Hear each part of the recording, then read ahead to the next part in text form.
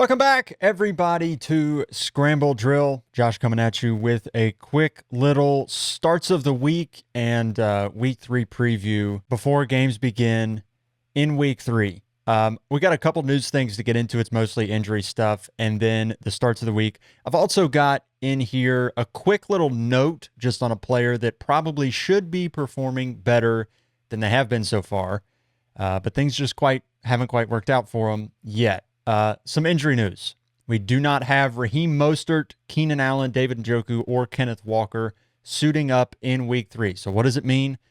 Well, as far as the Raheem Mostert thing, that one to me is the most obvious. Do a little dance if you're a Devon Achane owner, just because since Tua Tagovailoa went on IR and you have a bit of uncertainty at quarterback, having the certainty that Devon Achane's role is not going to change from what it was last week means that he's locked in. I know I've been very excited about Achane, but it's kind of just the extra assurance that he's not going anywhere.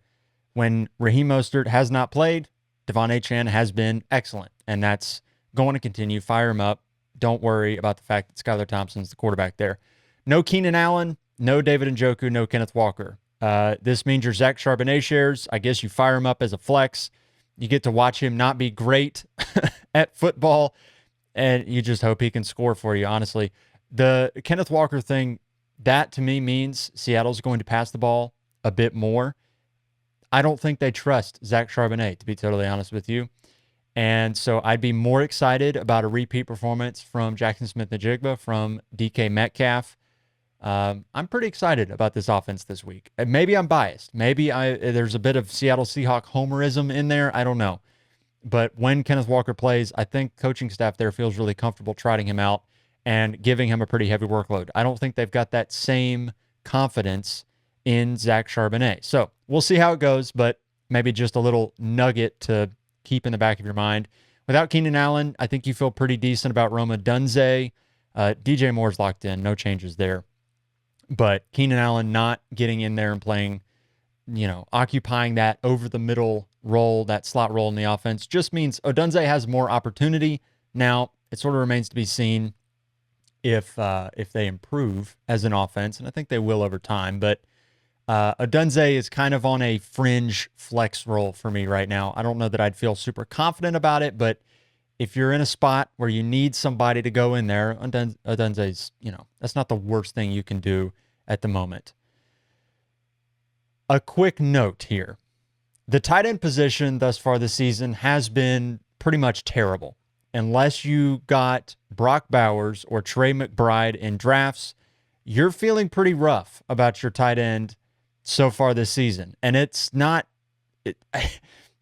basically come for everybody. It is. Unless you've got those two, your tight ends have been terrible, which is kind of what it's been in years past, right? Tight ends tend to stink outside of a couple of them. And this year, it is that. Tight ends stink outside of a couple. I will say, though, there's one tight end. I know Mark Andrews hasn't been good. Travis Kelce hasn't been good. And there's reasons to believe that perhaps they won't bounce back and be what they have been in the past. Same thing with Sam Laporta. The resurgence of Jameson Williams, or maybe just him arriving on the scene. I don't know if he's resurging at all, but he is arriving, and that is taking away Sam Laporta's role in the offense, or eating into it anyway. And that's turned into Sam Laporta having 2 targets last week and 5 targets the week before that. Laporta may not get back to what he was as a rookie, as long as Jameson Williams continues as he has been these past couple weeks. And there's a lot of reasons to believe Jameson Williams will continue. And that means that you're concerned about Laporta. The one tight end, though, that I'm looking at as a candidate to bounce back is Dalton Kincaid. I don't think the reasons why Dalton Kincaid hasn't been producing for fantasy are related to him not being good, or the offense not being good, or his role diminishing in the offense, the way that, Mark Andrews has had Isaiah Likely arrive on the scene, and Sam Laporta has had Jameson Williams arrive on the scene. I don't think anything's changed for Dalton Kincaid's role in the offense, or I don't think we've seen that the offense has been terrible. I think it's just been a game script thing the first 2 weeks. He's had a 97% route participation, no pass blocking snaps thus far in the season. The offense just has not crossed 30 pass attempts in a game yet.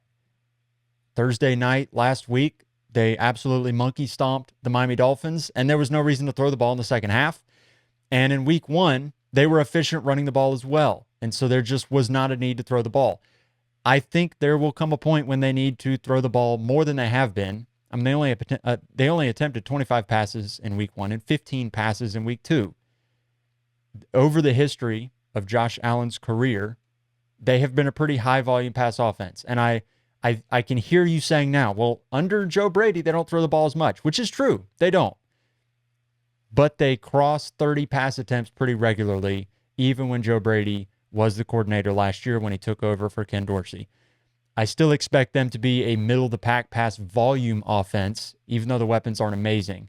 And if it's a middle-of-the-pack pass volume offense, Dalton Kincaid is the focal point in the offense. He's still earning his targets. They just haven't had a whole lot of targets to go around. So I wouldn't panic on Dalton Kincaid yet. I would panic maybe on Sam Laporta from where you paid to get him, maybe even a little bit on Mark Andrews, certainly on Travis Kelce. Some of these staples and bona fides that you expected coming into the year aren't going to produce. I would still hold out for a couple more weeks on Dalton Kincaid before you jump ship and just assume he's not going to deliver on his price so far this year. Okay, starts of the week. I've got 4. And a lot of these are matchup based. The first one, it feels like I never thought I would say this, but I was talking with Landon and Ben earlier this week, just trying to gauge some matchups that they wanted to target coming into this weekend. And Derek Carr against the Philadelphia pass defense just seems too good to be true. I don't really know what's happened to the New Orleans Saints, but they're all of a sudden really good on offense. They've started utilizing play action more, which plays to Derek Carr's strengths. He's a halfway decent down the field passer.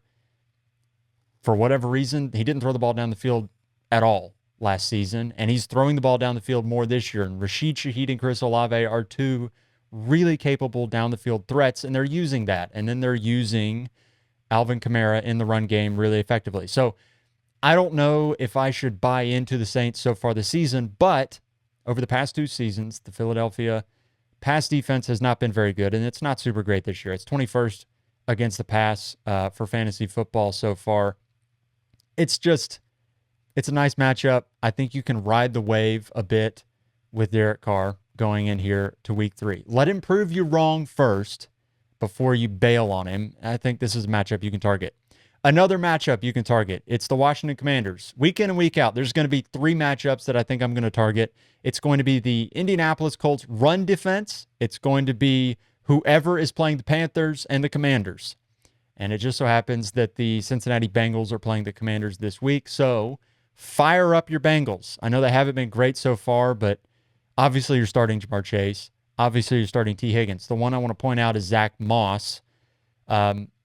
The Washington Commanders are the 2nd worst graded defense according to PFF. So this is just, you basically fire up whoever is playing the Commanders and you just hope they come through. I have a text here that says Landon Davis, who is a Commanders fan, by the way. He says, I've got Zach Moss down for 2 touchdowns this week. So do with that what you will. But if you were in a bind and you need a running back to throw in there, Zach Moss is a pretty good start this week. Another one that's a really sneaky start, probably in a deeper leagues, you might have to go grab him on waivers if he is there, which he probably is in a lot of leagues. Cam Akers is going to get the start for the Houston Texans. Yes, he is a Houston Texan, in case you didn't know that already. Coming off a couple season-ending injuries, he goes to play the Minnesota Vikings, and Dameon Pierce and Joe Mixon are not going to play on Sunday, which means Cam Akers gets the lion's share of work and a good offense. This is not a Cam Akers is good. This is not even that the matchup is really juicy. It's just he's got no backfield competition because they're all hurt. So Cam Akers is a pretty halfway decent start this week. Go grab him off waivers if he's there. Do the Sunday morning pickup and throw him into the flex. I'm doing it this week. And just cross your fingers, cringe a little bit, and see how it goes. This has been an offense. I mean, we saw it in week 1. Joe Mixon was excellent. Week 2 against Chicago, not super great, but there were many mouths fed. And for what it's worth, Cam Akers averaged 4.5 yards a carry against the Bears defense. So I don't know. Do with that what you will, but a very deep, sneaky flex start there for Cam Akers. The other one is, like I said, the Indianapolis Colts are another team that I'm targeting because their run defense so far has been pretty abysmal. PFF has graded them the 10th worst rush defense so far this season. The overall defensive grade so far this season is also 10th worst. So it's not been great. And you've seen that Josh Jacobs in week 2 ran for over 150 yards on him. And then Joe Mixon ran for over 100 yards on him as well. So you got 2 straight 100-yard rushers. I know that Chicago's offense hasn't really looked like they've been in sync so far. But DeAndre Swift, he's a talented player. He got paid. He's a guy that I still believe in and think he's going to come through at some point this season and be a pretty decent RB2 for fantasy football. This is a matchup that I think you can target. Again, probably a flex for a lot of teams, but then again, based on where you drafted Swift, he might be starting for you as an RB2. I'd feel pretty decent about the matchup this week and hope that they can run the ball. That is the starts of the week. Hopefully, we all come out here with dubs here in week 3 of fantasy football. Appreciate all you listening and rating, reviewing the podcast. Again, you can rate and review it on Apple Podcasts, on Spotify, or wherever you're listening to the podcasts. And we've got episodes dropping with video on YouTube. You can check us out there. Just search for Scramble Drill on YouTube, and you will find us there. Thank you so much, everybody, for listening, watching, reviewing, rating, all the things. Good vibes only over here at Scramble Drill. And we'll see you early next week reacting to all that week 3 gives us. Have a good one, everybody.